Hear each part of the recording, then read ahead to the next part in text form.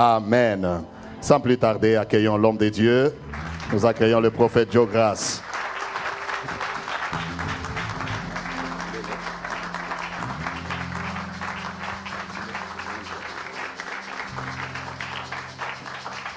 Alléluia. Que Dieu vous bénisse. Quelle joie de revenir ici. Est-ce que nous pouvons nous mettre debout, s'il vous plaît? Encore une fois. Dieu Tout-Puissant, comme mon cœur considère tout l'univers créé par ton pouvoir. Le ciel d'azur, les éclairs, les tonnerres, le clair matin ou les ombres du soir.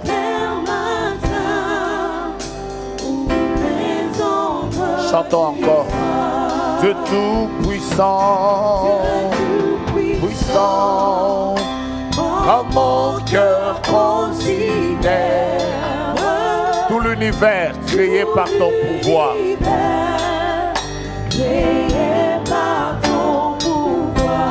Le ciel d'azur, les éclairs, les tonnerres,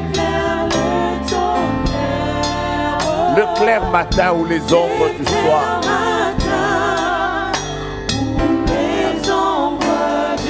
Oh, de tout mon aide, de tout mon aide, allons se lève un chant. Dieu Tout-Puissant, que tu es de tout mon aide, de tout mon aide, allons se lève un chant. Dieu Tout-Puissant, tu es grand, tu es grand. Dieu qui nous a donné la vie, nous voulons te rendre grâce cet après-midi.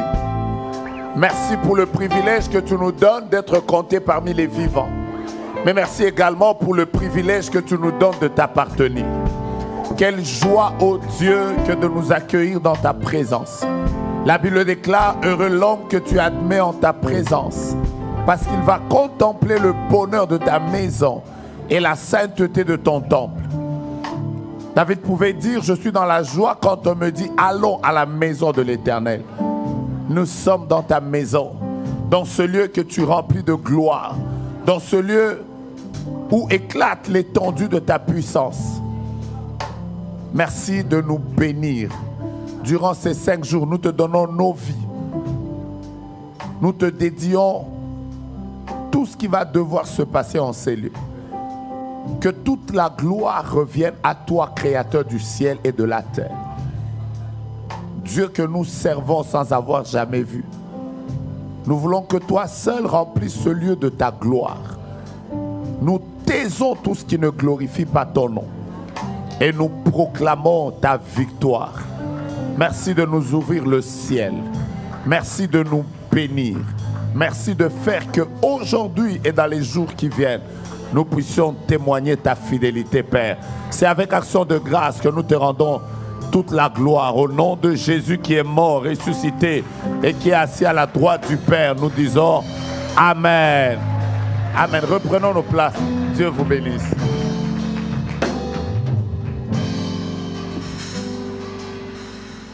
Amen. La première chose, nous rendons grâce au Seigneur. Comme je le disais, qui nous a permis d'être ici après un long moment et après ce long voyage dans lequel Dieu nous a protégés.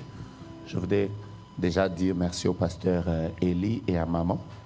C'est une famille pour moi, je les considère plus comme mes frères. Je suis très attaché à eux. Merci à tout le monde d'avoir prié, d'avoir permis que nous soyons ici. Je vous dis déjà que Dieu va beaucoup nous bénir. Il fait pas froid. Ah, donc que vos amens soient encore un peu plus chauds par rapport à la dernière fois. Alléluia. Voilà, je disais que Dieu allait beaucoup nous bénir. Quand maman Jackie m'a donné le thème, moi-même, il m'a beaucoup béni. parce qu'il a fait partie de mes études. J'ai été très édifié. Quand je suis venu là, tout à l'heure, j'étais en train de dire à Dieu que je ne voudrais pas être un prédicateur, je voudrais aussi être béni par toi. Alors je prie le Seigneur que tous ensemble, nous soyons bénis cette semaine. Alors aide-moi à dire à 4 personnes, ta vie ne sera plus jamais la même. Comme nous ferons 5 jours, donc parle à 5 personnes, dis-leur, ta vie ne sera plus jamais la même. Amen, amen, amen. Alors prenons nos Bibles s'il vous plaît dans 1 Jean chapitre 5 au verset 4e. Déjà en lisant ce texte vous allez beaucoup l'aimer. Parce qu'il y a des choses qu'il faut que nous comprenions pour que nous puissions vivre la victoire de Jésus. Alors 1 Jean chapitre 5. Seigneur Jésus, je vois quelqu'un qui est en train de chercher dans le Nouveau Testament. Alors, mais non, dans l'Ancien Testament, je disais, je vois quelqu'un qui est vraiment au début de sa Bible. Je vais te dire une vérité. Même si le ciel devenait terre et que la terre devenait ciel, un Jean sera toujours dans le Nouveau Testament. Il ne sera jamais au début de la Bible, il sera vers la fin. Et le chapitre 5 vient après le chapitre 4, et le verset 4 vient entre le verset 3 et le verset 6. Donc vous y êtes. 1 Jean chapitre 5, nous allons lire à partir du verset 4. Avec votre permission, je peux lire? Un texte merveilleux. Parce que tout ce qui est né de Dieu triomphe du monde. Et la victoire qui triomphe du monde, c'est notre foi. Et qui est celui qui a triomphé du monde, sinon celui qui croit que Jésus est le Fils de Dieu? Parce que tout ce qui est né de Dieu triomphe du monde. Est-ce qu'on peut le lire ensemble? Come on. Du monde. Et la victoire qui triomphe du monde, c'est notre foi. Amen. Je voudrais vous dire ce soir une chose très simple pendant les quelques minutes qui me sont imparties. Je vais vous dire au début, je commence par une chose très simple. J'insiste sur très simple. Cette chose simple, pour l'avoir compris, plusieurs personnes ont vécu une vie de victoire. Et plusieurs personnes également, pour ne l'avoir pas compris, continuent à prier et à croupir dans une vie de souffrance. Déjà, en lisant ce texte, vous allez comprendre que la vie que nous menons sur la terre est une vie de plusieurs batailles. Il y a plusieurs combats et ces combats n'échappent à personne. Que vous soyez adulte, que vous soyez jeune, que vous soyez papa, serviteur ou servant de Dieu, nous tous, la vie nous réserve plusieurs batailles et nous les avons de plusieurs sortes. Nous avons des batailles pour chaque étape de notre vie et nous tous, nous sommes sujets à ces choses. Mais la bonne nouvelle, c'est qu'il y a des personnes qui ont vaincu, qui ont triomphé certaines batailles de la vie. Et ma prière, c'est que cette semaine ne termine pas sans que Dieu puisse te donner la mentalité des triomphateurs, des personnes qui triomphent sur les batailles de la vie. La deuxième chose que je voudrais que tu retiennes en lisant ce texte, c'est qu'il est possible de triompher dans ce monde. Parce que quand vous lisez ce texte, vous vous rendez compte qu'il y a dans toutes les batailles qui existent, il est possible de triompher. Parce que l'introduction de ce texte dit directement que tout ce qui est né de Dieu triomphe. Donc en d'autres termes, il est possible de triompher. Aide-moi à dire à ton voisin, je peux triompher. Je commence déjà par vous dire les bonnes nouvelles qu'il y a dans ce merveilleux texte. Quelle que soit la bataille dans laquelle tu peux être exposé, je voudrais que tu dises avec moi, je peux triompher. Tu peux triompher des combats des invisibles, des combats visibles. Tu peux triompher des combats des familles. Tu peux triompher des batailles que tu connais, même des batailles que tu ne connais pas, tu peux triompher. Ça, c'est une bonne nouvelle. Et ne vous en faites pas, tout le monde ne triomphe pas parce qu'il y a des conditions pour triompher. Il y a des conditions pour triompher. Et la première condition pour triompher de toutes les batailles qui existent, c'est de naître de Dieu. Et la Bible déclare tout ce qui est né de Dieu. Vous savez, moi j'aime la Bible. La Bible a des affirmations par moments par moments assez compliqué. Quand vous voyez certaines affirmations, vous avez envie de dire, mais la personne qui était en train d'écrire, elle s'est trompée ou elle ne se trompait pas? La Bible dit tout, et moi j'aime ce mot tout. Que veut dire tout? On y va. Tout c'est quoi? Je ne vous entends pas. Tout c'est quoi? Une personne a répondu. Tout c'est quoi? Tout c'est tout. Il ne faut pas réfléchir, tout c'est tout. Pourquoi c'est tout? La Bible va même plus loin en disant tout ce qui est né de Dieu. Quand on dit tout ce qui est né de Dieu, dis d'abord à ton voisin, à moins que tu ne sois pas né de Dieu, mais si tu es né de Dieu, tout ce qui est né de Dieu, c'est ça qui est merveilleux. Tout ce qui est né, on insiste sur tout.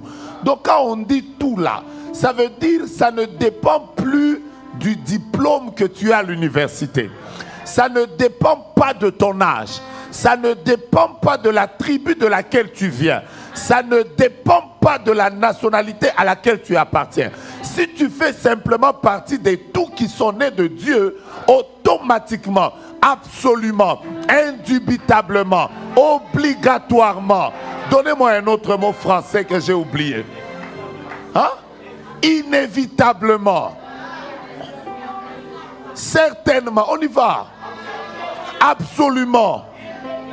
Indéniablement.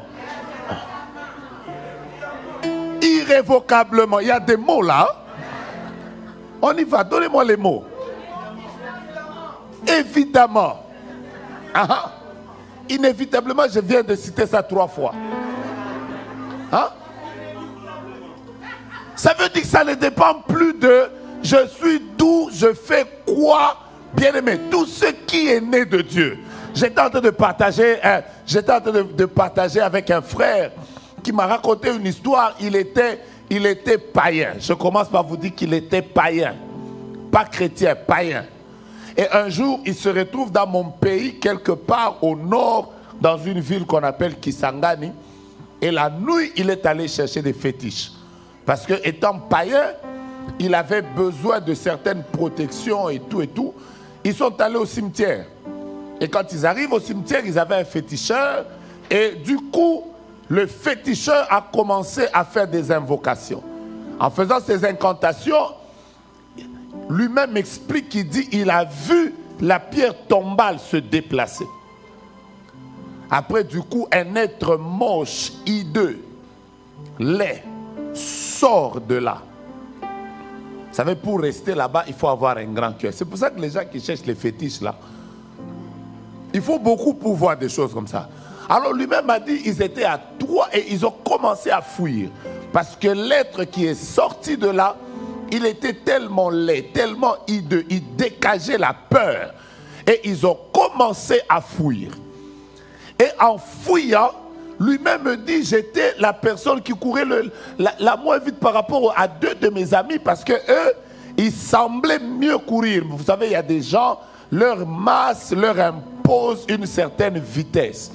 Alors les autres étaient en train de courir plus que, vous savez, là, d'abord l'instinct de survie est capable de te faire courir plus que Bolt.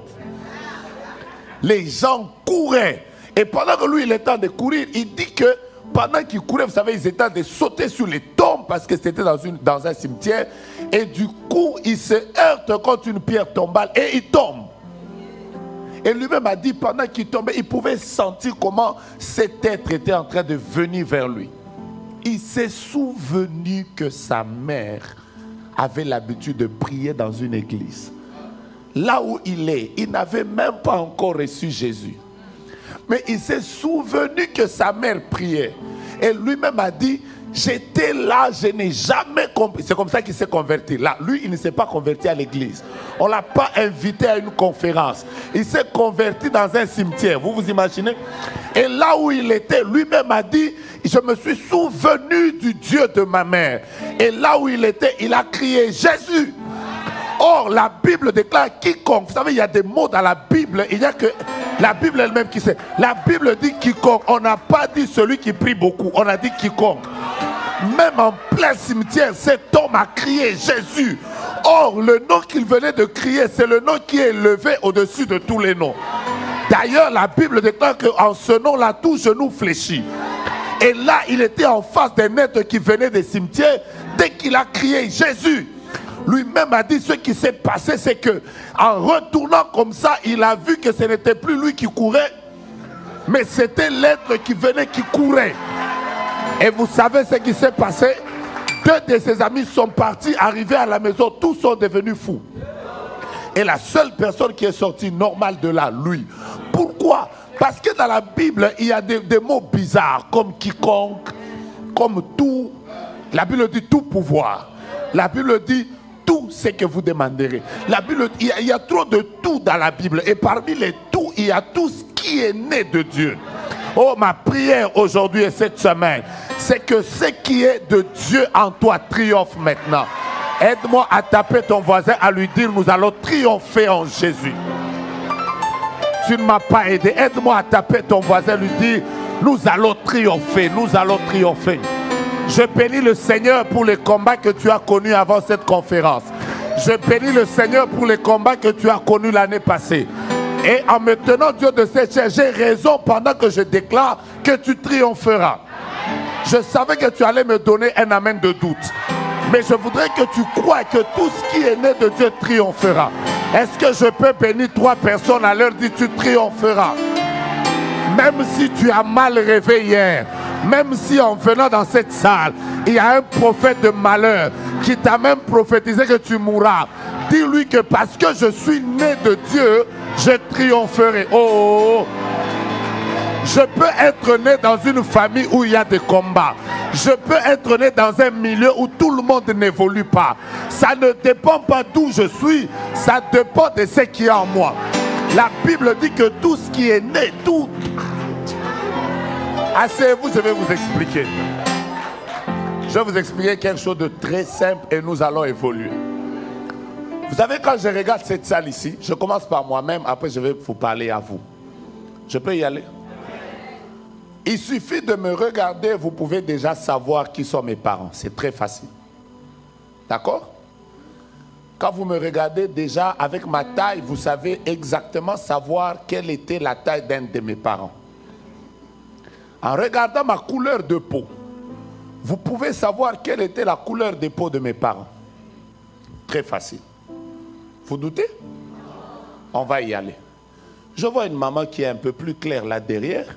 Maman, s'il vous plaît. C'est à vous que je parle, en bleu. S'il vous plaît. Je vous vois un peu plus clair que moi. Qui des 2 parents était clair? Votre mère. Donc du coup, en la regardant, je sais déjà savoir que il n'y a pas prophétie dedans.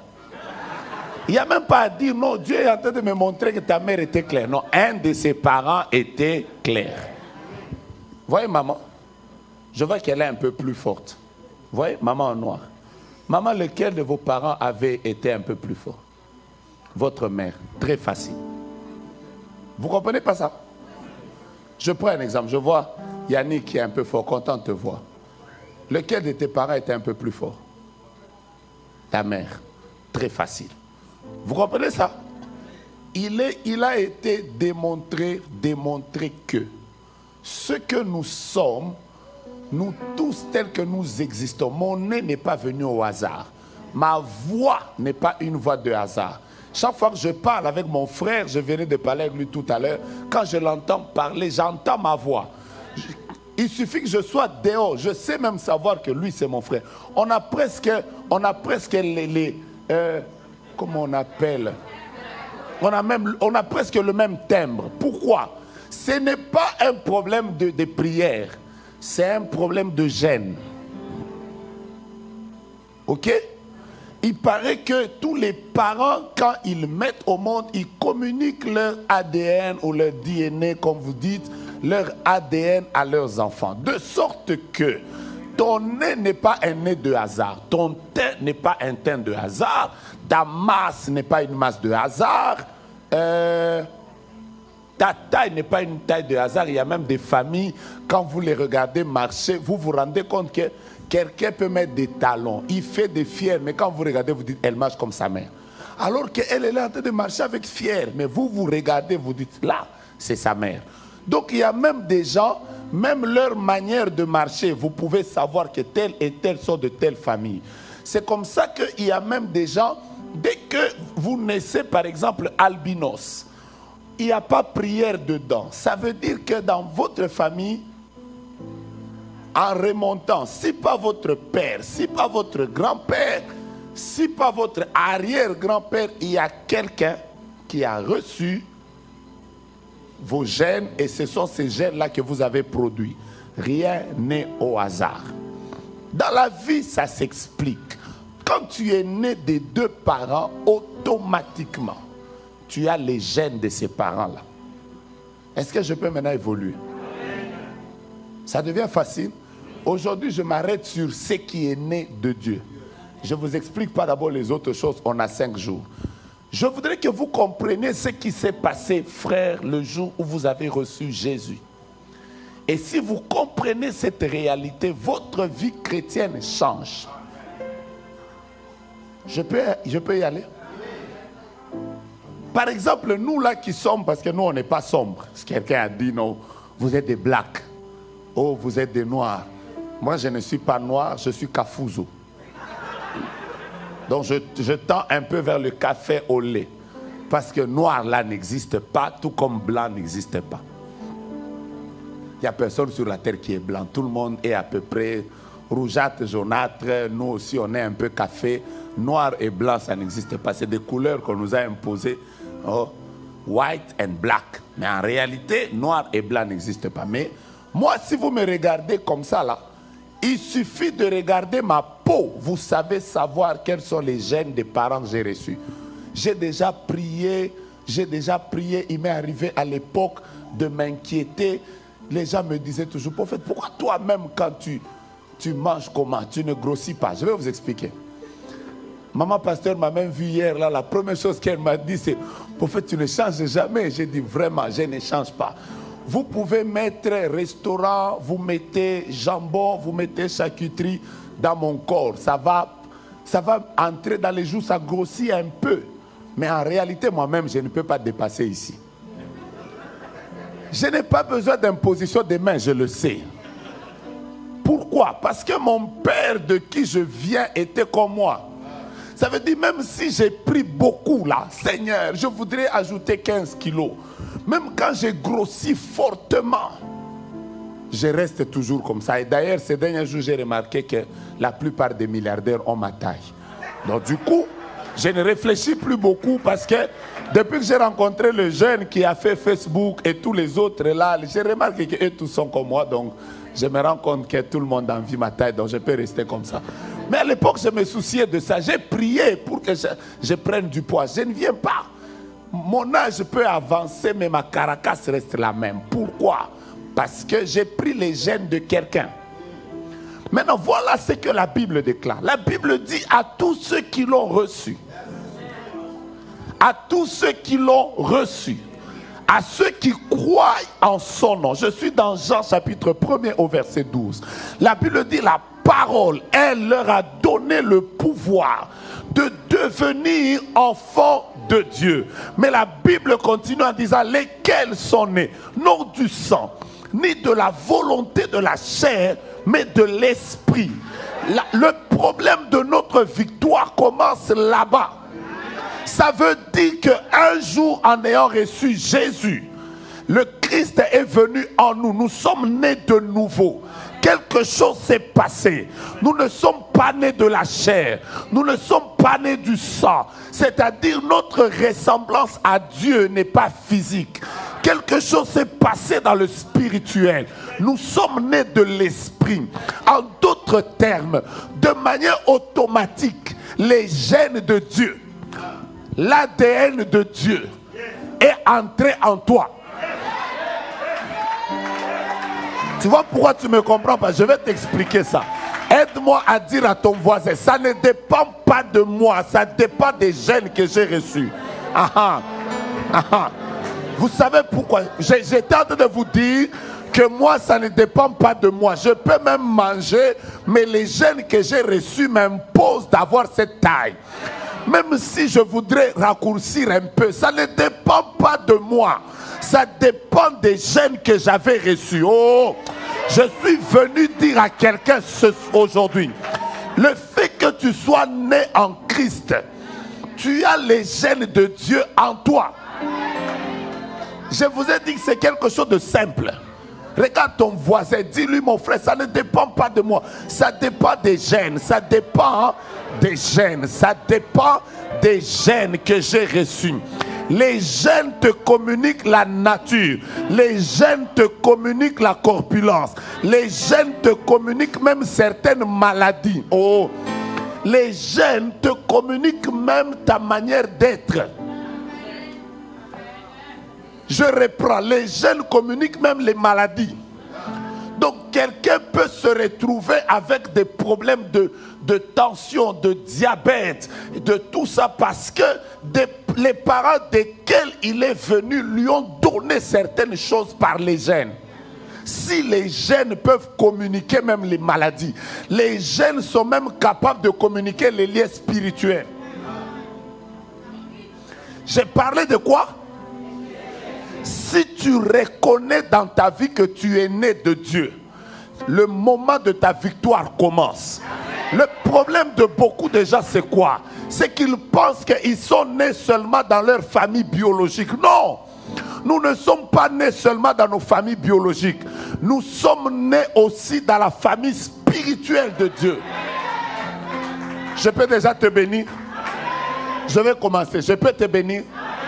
Frère, le privilège que nous avons en Christ, beaucoup de gens l'ignorent. Et c'est pour ça qu'ils ne triomphent pas. Abraham n'est pas comme toi. Isaac n'est pas comme toi. David n'est pas comme toi. Abraham a vu Dieu, il a marché avec Dieu. Mais vous savez comment il a appelé Dieu? Il a appelé Dieu Jéhovah Jireh. Moïse a marché avec Dieu. Il a fait des miracles, il a fait des grandes choses. Il a appelé Dieu El Shaddai. Donnez-moi le cas de David. Il a appelé Dieu son berger. Mais quand Jésus vient, il vient nous dire, vous n'appelez pas Dieu El Shaddai. N'appelez pas Dieu El Elyon. Mais quand vous priez, dites notre Père. Écoutez-moi. Abraham, David n'ont jamais appelé Dieu leur Père. Toi, tu es son enfant. Dieu, c'est ton papa. Oh, est-ce que je parle à quelqu'un? La seule chose que l'Ancien Testament ne t'a pas donnée. David a vu un Dieu puissant, mais il n'a pas vu un papa. Oh, je peux bénir déjà quelqu'un. Je peux bénir quelqu'un. Tape 4 personnes, dis leur Dieu c'est mon Père. Dieu c'est mon Père. La différence entre l'Ancien Testament et le Nouveau. Est-ce que je parle aux enfants de Dieu? Dieu c'est ton Père. Dieu c'est ton Père. Dieu c'est ton Père. Jésus a dit quand vous priez, ne dites pas notre Dieu, dites notre Père. Est-ce que je peux parler aux gens qui ont les gènes de Dieu? Oh, vous êtes dans cette salle ou vous n'êtes pas là? Tape 4 personnes, dis leur Dieu là, c'est mon Père. Il y a une différence entre un serviteur et un enfant. Il y a une différence. J'étais en train d'entendre il y a quelques années un jeune qui s'appelle Jean Sarkozy. Il a commis des erreurs en politique et un jour on lui pose la question, est-ce que tu as parlé au président Sarkozy, l'ancien président français? J'ai aimé la réponse de ce jeune homme. Il a dit, je n'ai pas parlé au président. Au président Sarkozy, je n'ai pas parlé parce qu'il est très occupé. Après, avec tous les problèmes ici, ça va me créer des problèmes, mais j'ai parlé à mon papa. Il a compris que son père peut être président, mais il est papa. Moi, il m'arrive de recevoir des gens. Moi-même, quand je les reçois chez moi, je tremble. Donc, je les reçois avec respect. Parce qu'ils sont peut-être autorités de mon pays. Mais pendant que je les reçois avec respect, j'ai une petite fille de 2 ans. Maintenant, elle a 3 ans. Mais vous allez trouver la petite fille là. Pendant que moi, je reçois les gens avec respect, elle vient, elle me dit, papa, est-ce que tu peux m'amener aux toilettes? Là où tout le monde respecte elle, elle dit, elle sait que cet homme qui est assis là, si tout le monde l'appelle prophète Joe Grace, moi il n'est pas mon prophète. Lui c'est mon père. Et sa manière de me parler est différente. Donc elle peut même me demander ce que personne ne peut me demander. Et vous savez quoi? Que je le veuille ou pas, je vais me lever. Je vais l'amener aux toilettes et je vais revenir. Parce qu'elle ne parle pas à un prophète, elle parle à un papa. Dis avec moi, Dieu c'est mon Père. Voilà pourquoi, frère, arrêtez de dire que Jésus est le Fils unique de Dieu. Je vais vous choquer. Jésus a été Fils unique de Dieu seulement avant sa mort. Ouais. Avant qu'il ne meure, la Bible dit Dieu a tant aimé le monde qu'il a donné son Fils unique. Mais dès que Jésus est mort et il est ressuscité, il n'est plus le Fils unique de Dieu. Il est devenu le premier-né entre plusieurs. Parce qu'il n'est plus le seul enfant de Dieu. Toi aussi tu es enfant de Dieu. Moi je suis enfant de Dieu. Est-ce qu'il y a des filles et des fils de Dieu dans cette salle? Oh, je ne vous sens pas, je ne vous sens pas. Ya. Est-ce qu'il y a des enfants de Dieu dans cette salle? Des gens qui savent que Jésus est notre grand frère. C'est pour ça que chez nous on l'appelle Yaya. Pourquoi on l'appelle comme ça? Parce qu'il n'est plus le seul enfant unique de Dieu. Jésus n'est plus seul. Moi aussi, il est mon grand frère. Quand il parle à Dieu, moi aussi je parle à Dieu. La Bible dit à tous ceux qui l'ont reçu, à ceux qui croient, la parole leur a donné le pouvoir de devenir non serviteurs de Dieu, mais enfants de Dieu. Je peux parler aux enfants de Dieu qui sont dans cette salle. À Montréal, il n'y a pas d'enfants de Dieu ici. Est-ce que je peux parler aux filles de Dieu dans cette salle? Est-ce que je peux parler aux fils de Dieu dans cette salle? Ça ne dépend pas de ta masse. Ça ne dépend pas du français qui sort de ta bouche. Ça ne dépend pas du diplôme universitaire que tu as. Ça dépend de celui que tu as rencontré. Celui qui est entré dans ta vie. Tu es devenu son enfant. Marche avec fierté. Que personne ne t'intimide. Marche avec assurance. Que personne ne te prouve le contraire. Que tu sois venu ici à pied, tu es enfant de Dieu. Que tu sois venu en voiture, tu es enfant de Dieu. Que tu manques le travail ou des papiers, tu es d'abord enfant de Dieu. Est-ce que tu es fier de ça? La Bible même déclare, Dieu n'a pas honte d'être appelé notre Dieu. Et Jésus m'appelle son frère. Si vous savez que vous êtes enfant de Dieu, ça veut dire que vous avez les gènes de votre papa. Ouh.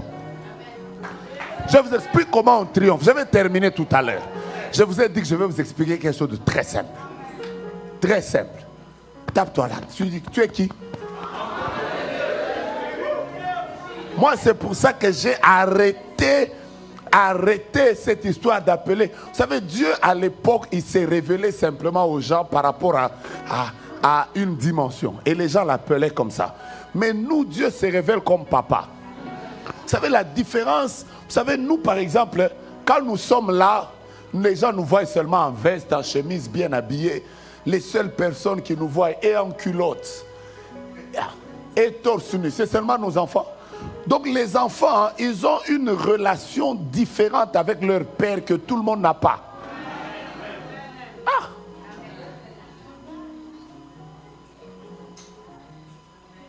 Aujourd'hui, on va prier bien. On ne va pas prier comme les gens qui parlaient à un Dieu là éloigné. Non, on va parler à papa. J'ai une soeur qui a dit à Dieu, Seigneur, je suis quand même ta fille. Pourquoi tu me fais ça? Après, je lui ai dit, pourquoi tu parles comme ça à Dieu? Il a dit, non. Dieu là, il commence à exagérer. Je suis quand même sa fille. Je ne suis né qu'en 1977. Comment il veut me compliquer la vie comme ça? Lui, il est éternel. Moi, je ne suis pas éternel.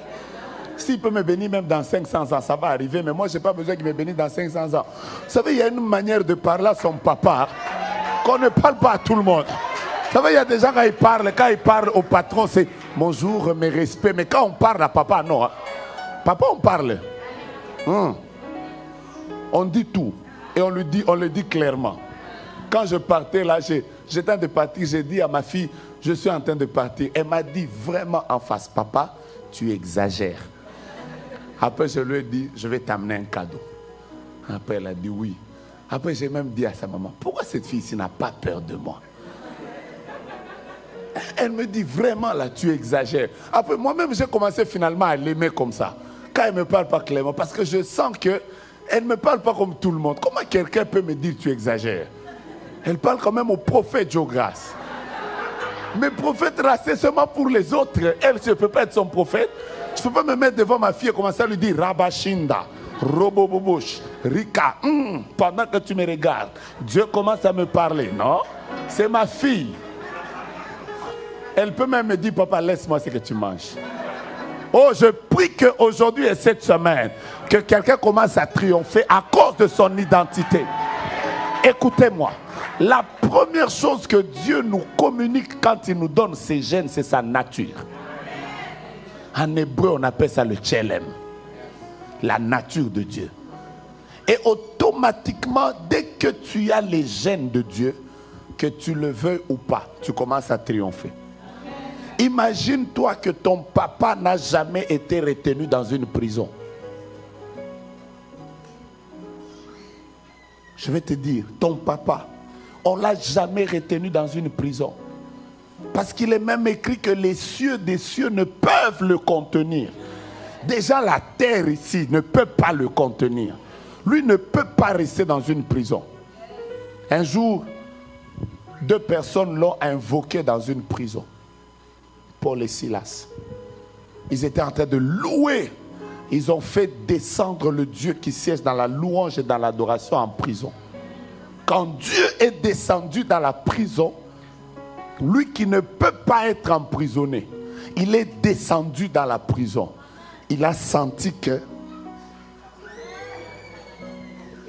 Il a senti ce qu'il sent.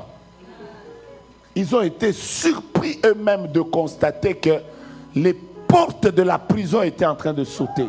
La prison a tremblé d'elle-même. Cela veut dire, si ton Dieu ne peut pas être retenu prisonnier, n'imagine même pas qu'un sorcier peut prendre ta vie et la mettre dans une prison. Jamais. À moins que tu n'aies pas la nature et les gènes de ton père. Celui que toi, de qui tu as reçu les gènes, un jour il est mort. Il est resté dans un tombeau. Mais posez la question au tombeau et à la terre qu'il avait enseveli. Ils vont vous raconter qu'ils n'ont contenu que 2 jours. Parce que le 3e jour, la terre l'a vomi. Parce que cet homme ne peut pas être enterré. Comment tu peux croire qu'on peut enterrer ta destinée? Ceux qui comprennent déjà ça, ils vivent la victoire. La victoire ne vient pas des prières d'autorité. La victoire vient de la connaissance de la vérité. C'est pour ça que la Bible dit, vous connaîtrez la vérité et la vérité vous affranchira. Ce qui affranchit un homme, ce n'est pas d'abord la prière, mais c'est la connaissance de la vérité. C'est comme ça qu'un homme qui connaît la vérité est affranchi même avant la prière. Les bonnes prières, ce sont les prières que les gens font avec connaissance. J'ai déjà entendu les gens prier bizarrement. Je vais vous choquer. J'ai entendu des gens en train de faire, nous allons faire des prières de récupération. Ils sont là, récupérer, j'ai récupéré, j'ai récupéré. Moi, j'ai arrêté de récupérer. Parce que je ne m'imagine pas, moi, aller prendre une chose qui est les mains de Satan, avec toutes ces mains sales là. Il a déjà touché à la chose, elle est déjà devenue sale. Maintenant, moi, je récupère ça, mais ça va me créer des problèmes. Je lui laisse tout ce qu'il a pris. Parce que moi, je crois à un Dieu qui est capable de faire des choses nouvelles. Ah oui, si il a pris la matrice, laisse-le lui. Parce que si tu récupères ça, ça ne va pas t'amener des enfants. Laisse cette matrice-là, demande à Dieu de créer quelque chose de nouveau. La Bible dit que Dieu est capable de créer une chose de nouvelle. Est-ce que je peux parler à quelqu'un? Vous savez, quand quelqu'un commence à comprendre les choses, il y a certaines mentalités qui tombent. Le problème des chrétiens, c'est qu'ils ne comprennent pas de qui ils sont fils. Je peux encore descendre un peu. Bien-aimés, vous n'êtes pas dans les pays où il y a trop de conflits. Je vais vous expliquer. Nous, on vient des pays dans lesquels les politiques ne sont pas toujours très stables. Nos pays africains. Vous savez quoi? Quand il y a simplement un problème en politique, même un peu, il y a des troubles. Vous allez remarquer que les pays organisés, comme les États-Unis, comme le Canada, le vôtre, vous allez remarquer qu'on commence à prendre tous les ressortissants de ces pays-là. On veille sur eux. On veut que rien ne leur arrive. Et dès qu'il y a des grands troubles, on les évacue. Simplement parce qu'ils ont un papier qu'on appelle passeport, dans lequel on a mis une photo qui appartient à un pays. Ils ont droit à une protection, à une évacuation, à une sécurité. Parce que, je répète, ils appartiennent à une nation. C'est sur papier. Pas dans le sang, sur papier. Mais comment quelqu'un peut-il croire que les États-Unis, le Canada, la France et tous les autres pays sont capables de mieux protéger les personnes qui leur appartiennent que Dieu? Alors que la Bible dit, si vos pères, méchants qu'ils sont, ils savent donner de bonnes choses à leurs enfants, à combien plus forte raison votre Père qui est dans les cieux? Moi, je crois dans ce Dieu de Shadrach, Meshach et Abednego. C'est-à-dire, même en plein tourment, Dieu est capable d'envoyer ses anges pour veiller à ceux qui lui appartiennent. Je ne vois pas Dieu te laisser dans des problèmes. Je ne vois pas Dieu laisser les sorciers te bouffer. Comment ça peut t'arriver? Dieu est celui qui connaît même le nombre de tes cheveux. Imaginez-vous que Dieu connaît le nombre de vos cheveux. Et la Bible vous scandalise. Elle dit que même un seul de vos cheveux qui tombe, Dieu sait où il est tombé. Ça veut dire que Dieu est allé même s'occuper des choses pour lesquelles toi tu ne t'occupes pas. Qui a déjà compté le nombre de ses cheveux? Personne. Donc si déjà vous-même, depuis que vous existez, vous ne vous êtes jamais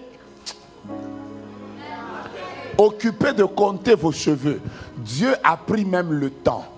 À un moment, il avait tellement tout fait qu'il a fini, il a même commencé à compter tu as combien de cheveux. Si tu peux te rendre compte de qui tu es fils, tu commences à triompher. Donc ceux qui sont nés de Dieu ne triomphent pas parce que beaucoup ne comprennent pas de qui ils sont fils. Aujourd'hui, je ne vais pas vous compliquer la vie. Je m'arrête sur ce qui est né de Dieu.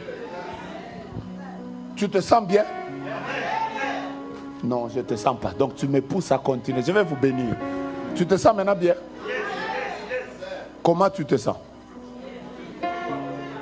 C'est comme ça que Gandhi a dit, si les chrétiens connaissaient la puissance qui était en eux, ils transformeraient le monde. Le problème des chrétiens, c'est lequel?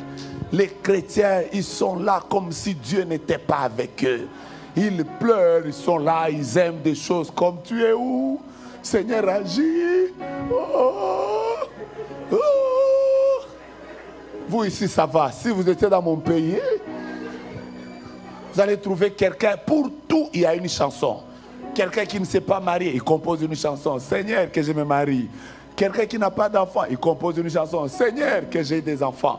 Vous savez, nous sommes tellement devenus trop bas que nous oublions qu'en nous, il y a les gènes divins. Moi, je ne m'imagine pas seulement je suis à la chair, on m'ensorcelle. Comment? Comment? Vous allez commencer par où? Dieu est où? Moi, d'ailleurs, les gens qu'on ensorcelle là, ils m'étonnent jusqu'à maintenant. Comment tu peux avoir les gènes de Dieu après on t'a ensorcelé? Comment? Donnez-moi cette bouteille.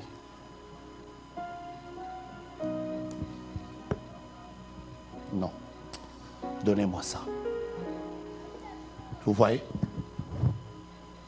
Ça, c'est votre vie. La Bible dit, notre vie est cachée avec Christ, en Dieu. Ça devient facile. Maintenant, vous vous imaginez qui va vous toucher. Ça veut dire que celui qui va vous toucher, il doit d'abord toucher Dieu. Dès qu'il a terminé de toucher Dieu, il a affaire à celui qui a crié tout est accompli. Dès qu'il a touché bien, maintenant il vous touche. Si déjà tu comprends que le fait d'être enfant de Dieu t'assure la sécurité, t'assure la victoire, t'assure une protection spéciale. La Bible dit l'ange de l'Éternel campe autour de ceux qui craignent Dieu.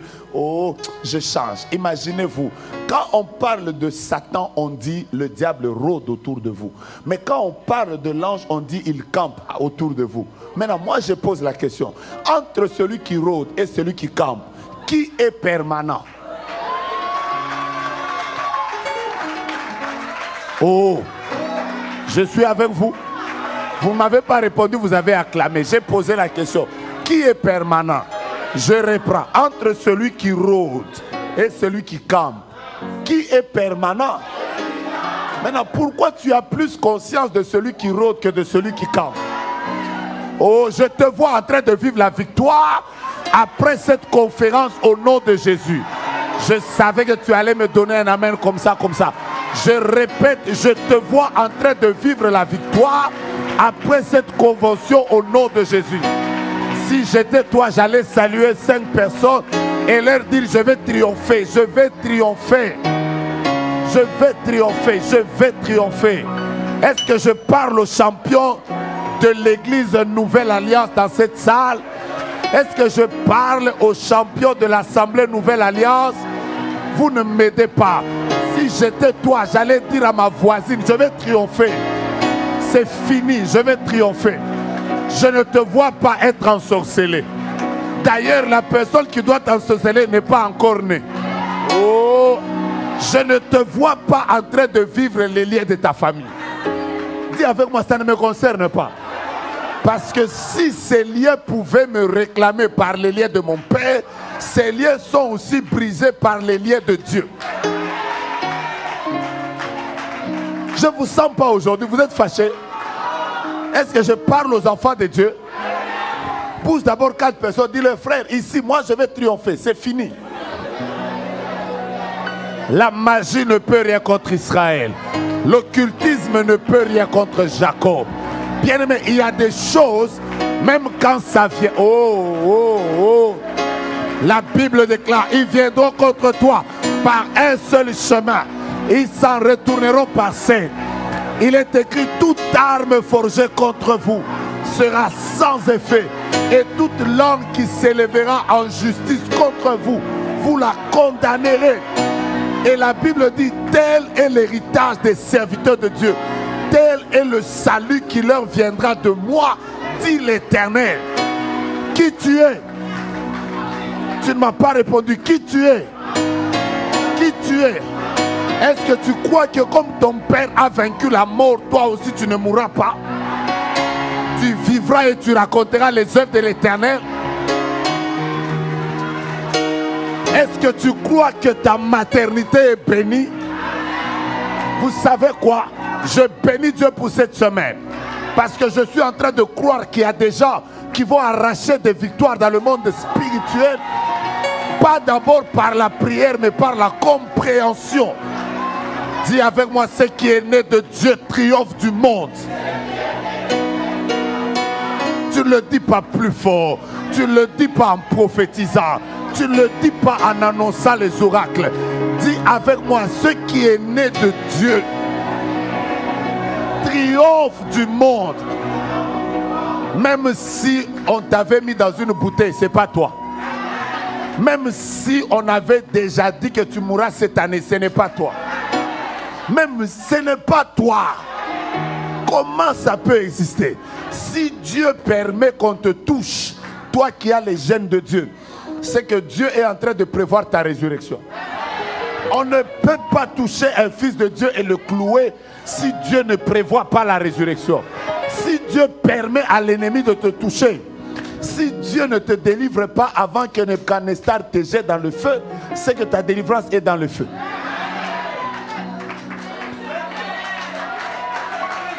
Non, cette semaine, je vais vous donner la fierté d'être enfant de Dieu. Vous n'êtes pas fiers, je vois surtout les gens de ce côté. Je vais vous aider à être fiers. Donc quand tu vas sortir là, Rabashata, quand tu vas sortir là, même si tu n'as pas de l'argent en poche, Riko Bakara Koshikaka, Ikatoke Prakateka, ça ne dépend pas de quel habit j'ai mis. Ça dépend de celui qui est en moi.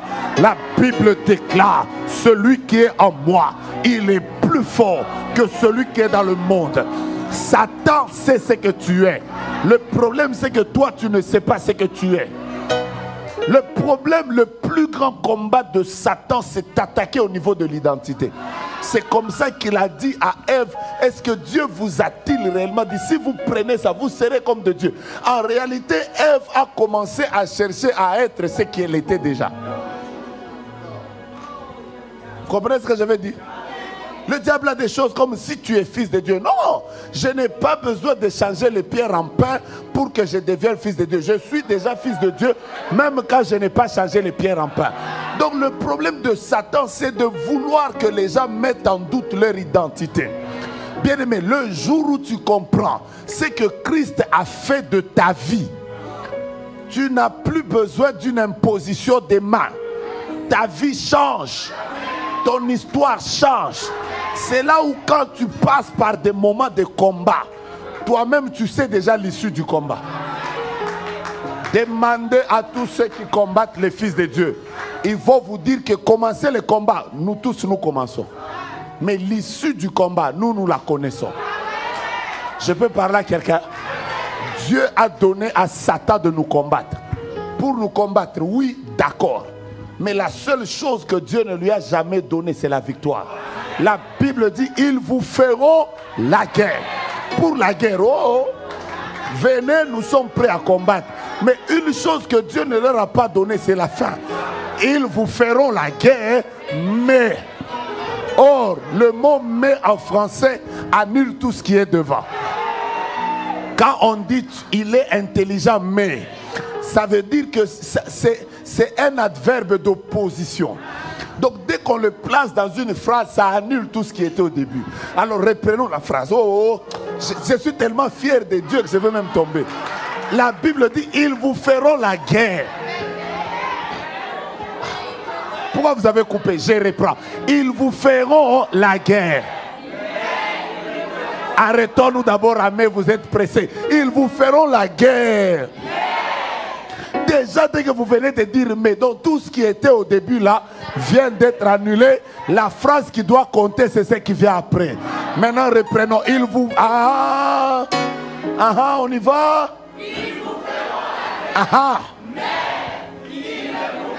Que la victoire de Dieu vienne dans ta vie. Que la victoire de Dieu vienne dans ton mariage. Que la victoire de Dieu vienne dans tous les domaines de ta vie. Que ton amen provoque ton miracle. Que la victoire de Dieu vienne dans ta famille. Là où ton mariage était bloqué, tu as la victoire. Là où tes enfants étaient bloqués, tu as la victoire. Là où ça ne marchait pas, tu as la victoire. Et je pensais que je parlais à tout le monde. Tu as la victoire. Si j'étais toi, j'allais tourner vers mon voisin et lui dire, j'ai la victoire. Ça ne dépend pas de toi. Ça dépend de qui tu es né.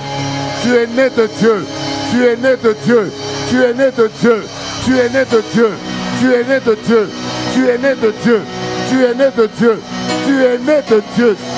Tu as l'ADN de Dieu. Dieu c'est ton papa. Dieu c'est ton papa. Je répète, Dieu c'est ton papa. Parce que Dieu c'est ton papa. Que la porte qui était fermée s'ouvre.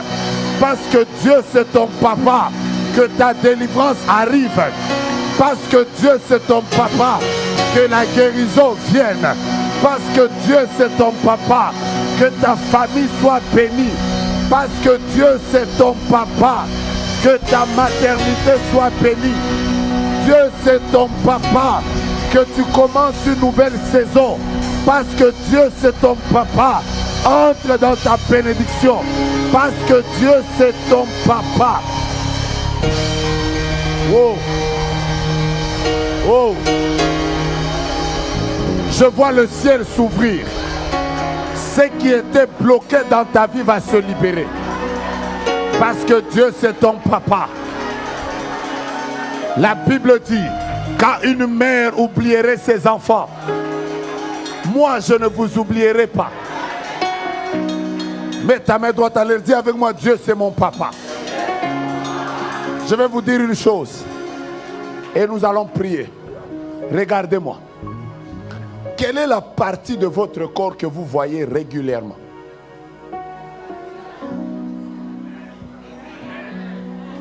Les mains, le visage. J'ai entendu le visage. Écoutez-moi. Je vais vous répondre. La partie de votre corps que vous regardez régulièrement, même inconsciemment, ce sont les mains. Je vous dis pourquoi. Parce que les mains, vous les utilisez tout le temps.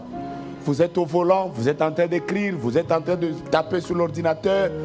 Donc les mains sont les parties du corps les plus visibles à l'œil. Parce que le visage, vous ne le voyez que quand vous êtes devant le miroir. Quand vous n'êtes pas devant le miroir, vous ne les voyez pas. Les seules parties de votre corps que vous voyez, ce sont les mains. Surtout nous les hommes qui portons des chaussures comme ça, nos pieds, nous les voyons rarement. C'est peut-être le soir que nous allons les voir. Les mamans en babouche et en truc, elles ont déjà vu leurs pieds. Mais les mains sont les parties du corps les plus en vue. Et vous savez quoi? Dieu a aussi fait quelque chose de merveilleux. La Bible déclare qu'il nous a gravés. Vous savez, graver, ça veut dire quoi? Vous ne savez pas. Graver, ce n'est pas écrire. Graver, à l'époque, les gens écrivaient dans des pierres. Ça veut dire graver, c'est prendre un burin, prendre un marteau, taper comme ça. La Bible ne dit pas Dieu nous a écrit dans ses mains. La Bible dit que Dieu nous a gravés. Ça veut dire qu'il s'est fait des blessures pour écrire ton nom. De sorte que, comme la main, c'est la partie du corps qu'on voit régulièrement, Dieu n'a pas écrit nos noms sur son front. Il n'a pas écrit nos noms sur le dos. Il a écrit nos noms dans ses mains. Ça veut dire que tu le veuilles, que tu ne le veuilles pas, tu es continuellement devant les yeux de Dieu. Est-ce que je suis en train de bénir quelqu'un? J'ai une mission cette semaine. Je vais te rendre fier d'appartenir à Dieu. Je voudrais que quand tu vas quitter cette salle, que ta foi en Dieu, Dieu m'a donné cette mission. Je suis venu te rendre fier d'être enfant de Dieu. Que quand tu vas commencer à marcher, que tu ne marches pas comme si ta vie est en train de finir demain. Marche, hein, chez nous c'est bien, on dit, hein, quelqu'un peut être pauvre mais têtu. Ça ne sort pas bien. Chez nous on dit mobola mais têtu. Ça veut dire je suis pauvre, je n'ai rien mais têtu. Ça veut dire je ne permets pas à quelqu'un de m'injurier. Je ne sais même pas si ma vie va être bien ou pas, mais têtu. Je sais simplement que je serai bien. Ma vie sera bien. Donc aujourd'hui là, je veux que tu oublies, même si hier, il y a quelqu'un qui t'a regardé en face, qui t'a dit, tel que tu es là, je vais divorcer de toi. D'ailleurs, aujourd'hui, en quittant cette salle, oublie d'abord toutes ces injures-là. Sors avec une mentalité renouvelée. Quand tu vas saluer les frères, salue-les avec une joie. Moi, je me souviens, à l'époque, j'ai passé des moments difficiles. Mais j'avais une foi en Dieu. J'allais toujours dans les magasins où je n'avais pas d'argent. Alors, je n'ai jamais oublié. Un jour, je suis entré dans un magasin à Dubaï. J'ai demandé une veste, 25 000 $. Au lieu que j'écris, ah, têtu. J'ai seulement dit, c'est seulement ce prix. Après, j'ai dit, vous n'avez pas une autre couleur. Donnez-moi tous les autres modèles, je vais choisir. Vous savez que quand j'entrais là, les clients n'avaient pas la foi que j'allais acheter. Mais ma manière de parler, ça a fait que les gens commençaient à se précipiter. Oui, ça c'est. On peut vous faire même une réduction. Alors moi, j'étais là, je ne riais pas. Je n'avais pas l'argent pour acheter une veste de 25 000. Mais j'étais même en train de regarder là. Ouais. Ici, vous ne pouvez pas me faire une réduction. Après, oui, on peut faire une réduction de 5%. J'ai dit, ok. Après, ça va se marier avec quelles chaussures? Après, on m'amène des chaussures là de 18 000. Moi-même, là, mon cœur a fait, oh, mais mon visage a dit, têtu. Après, à la fin, j'ai dit, bon, je verrai, je viendrai acheter prochainement. Je sais que vous allez dire, non, j'ai menti. Je n'ai pas menti. J'ai la foi qu'un jour, je reviendrai là-bas. Ça peut prendre 20 ans, ça peut prendre 40 ans. Mais je voudrais que quand tu vas sortir d'ici, dis que dans mon sang, dans ce corps, il y a les gènes de Dieu. Oh, je bénis quelqu'un. Le mois passé, j'étais en train de prêcher à Dallas.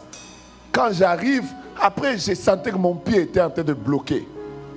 Après, je vais voir le médecin. On me dit, non, pasteur, ça peut être le début du nerf sciatique. J'ai dit, moi-même, j'ai dit, non. Ces nerfs ici ne savent pas que je suis prédicateur. Pourquoi ça ne peut même pas prendre au doigt, seulement au pied? Moi, je dois rester toute ma vie entière à prêcher les gens. Je veux prêcher comment? Que je commence à prêcher en chaise? J'ai commencé à dire à ces nerfs, arrange-toi pour que tu parles. Pendant que je disais, arrange-toi, ça ne partait pas. Après un certain moment, je me suis dit, comment tu joues comme ça?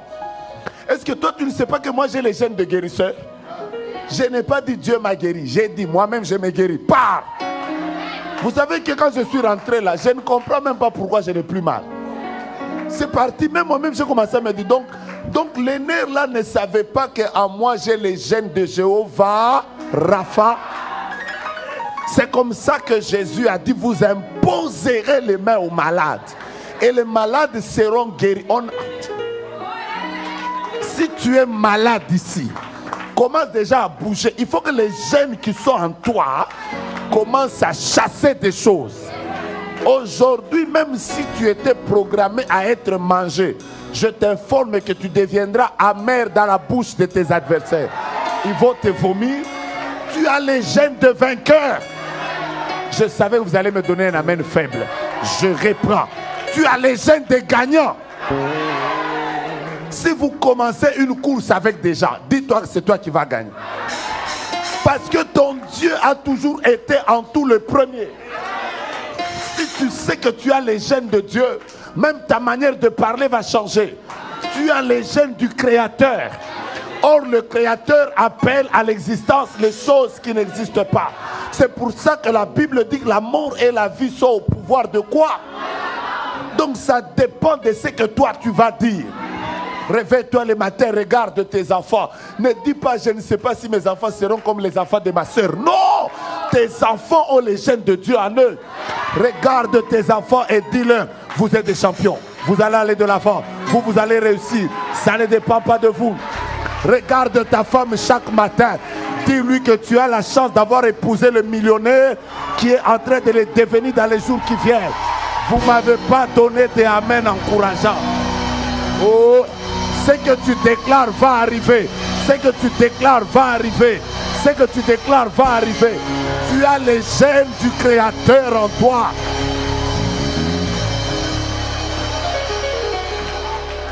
Est-ce que vous êtes prêts à parler?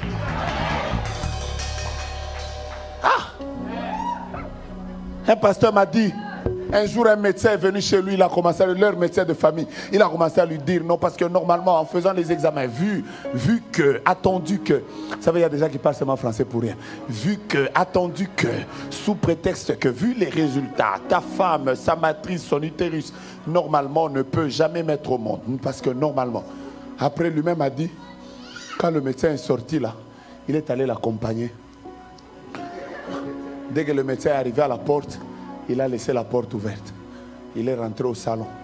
Après, il a crié très fort. Il a dit, vous les paroles, suivez votre propriétaire. Après, sa femme le trouvait comme un fou. Il est allé maintenant, il a fermé la porte. Maintenant, il est rentré, il a dit à sa femme, maintenant, le médecin t'a parlé, maintenant ses paroles viennent de sortir. Là, c'est un homme de Dieu qui te parle. Tel que tu es là. Ta matrice est normale. Ton nid est normal. Tout redeviendra normal. Après, il a dit, d'ailleurs, l'année prochaine, à la même époque, tu auras un enfant. Pendant que sa femme disait, amen, 3 mois après, elle a conçu. Parce que lui-même a compris qu'en moi,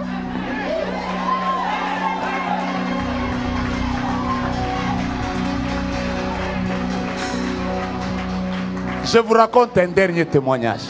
Et nous allons faire une prière de triomphateur. Vous êtes là?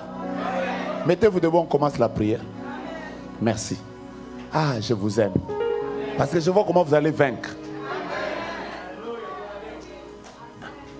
Un pasteur dans mon pays, il se marie un jour. Il fait sa dot, son mariage coutumier. Le jour où il fait son mariage coutumier, après, ils partent aux religieux. On les bénit à l'église. Dès qu'ils veulent partir, le beau-père, le père de la fille, maintenant appelle le fils. Il dit, papa, est-ce que ma fille vous a dit quelque chose?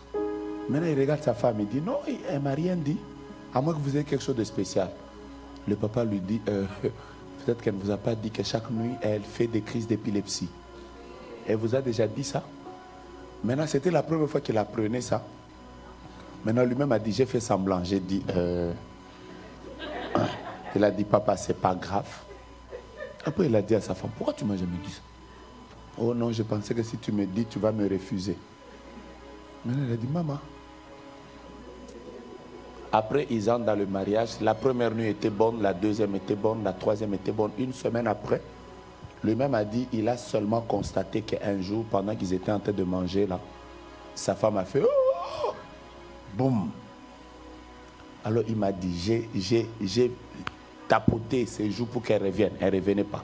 Il a jeté de l'eau sur elle. Elle ne revenait pas. Il était tellement fâché, il a bougé. Elle ne revenait pas. Alors lui s'est dit, bon, comment je peux devenir veuf après une semaine? Après un moment, le Saint-Esprit lui a dit, ce qui est né de Dieu triomphe du monde. Il a reçu cette parole. Lui-même a dit, j'ai fait quelque chose que je n'ai jamais fait. Il a pris 2 chaises. Il a pris une chaise, il l'a mise en face. Il a mis sa femme au milieu. Lui s'est assis sur l'autre chaise. Après, il a dit, Dieu, viens t'asseoir sur cette chaise. Maintenant, il s'est assis là. Il a dit, Dieu, je ne vais pas te parler comme serviteur. Je vais te parler comme fils. Après, il a dit, pendant 2 secondes, changeons de rôle. Toi, tu deviens Dieu. Moi, je deviens Dieu. Toi, tu deviens moi. Dieu, mets-toi là. Est-ce que vraiment, si toi, Dieu, tu m'avais demandé une femme, je t'aurais donné une femme comme ça? Pourquoi tu me fais ça? Pourquoi tu me fais ça? Je suis quand même ton enfant. Pourquoi tu me fais ça? Alors là, il disait, Dieu, pourquoi tu me fais ça? Pourquoi tu me fais ça? Si toi, tu m'avais, moi, j'étais Dieu, tu me demandes, moi, une femme, je ne t'aurais pas donné une femme comme ça.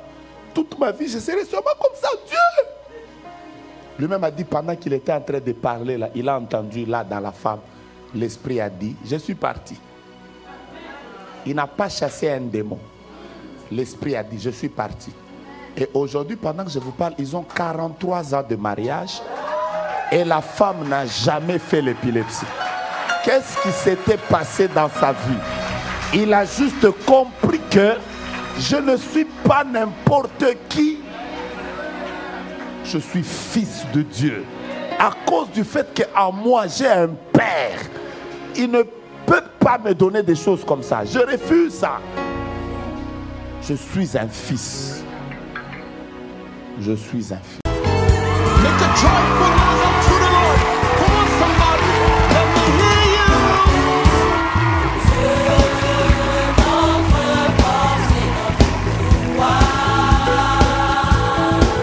Jéhovah ici, nous nous tenons sous ta victoire. Ô roi des rois.